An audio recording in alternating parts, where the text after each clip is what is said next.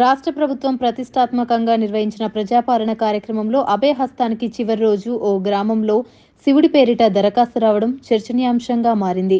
హనంకొండ జిల్లా భీమదేవరపల్లి మండలం ముత్తారం గ్రామంలో దరఖాస్తుల స్వీకరణకు చివరి రోజు శనివారం రోజున గ్రామానికి చెందిన ఏనుగు వెంకట సురేందర్ రెడ్డి శివుడి పేరిట దరఖాస్తు చేశాడు. దరఖాస్తుదారుడి పేరు శివయ్య, భార్య పేరు పార్వతీదేవి, కుమారులు కుమారస్వామి, వినాయకుడిగా రాశాడు. దరఖాస్తు ఫారం మీద శివుడి ఫోటోను అంటించాడు.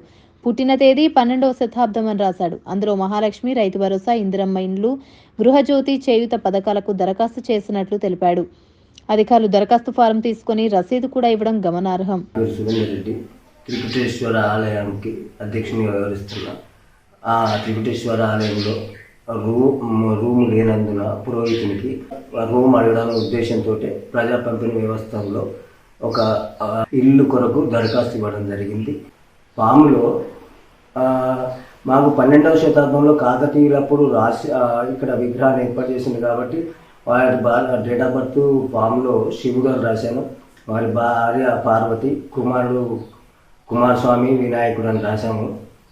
కరెంటు బిల్లు కూడా పెట్టినాం. దానికి వేరే ఇందులో ఎటువంటి లాభాపేక్ష కానీ వేరే ఉద్దేశం కానీ లేదు. కేవలం మా గుడికి డెవలప్మెంట్ కొరకు మాత్రమే పెట్టినాం. నేను సొంతంగా చేసిన ఎటువంటి అధికారులకు ఈ అప్లికేషన్తో సంబంధం లేదు. నేను స్వతహా చేశాను. ఏ అధికారుల పోస్ట్ కానీ ఎవరిది కానీ లేనందున ఏమైనా జరిగినా నేనే పూర్తిగా బాధ్యత వహిస్తాను.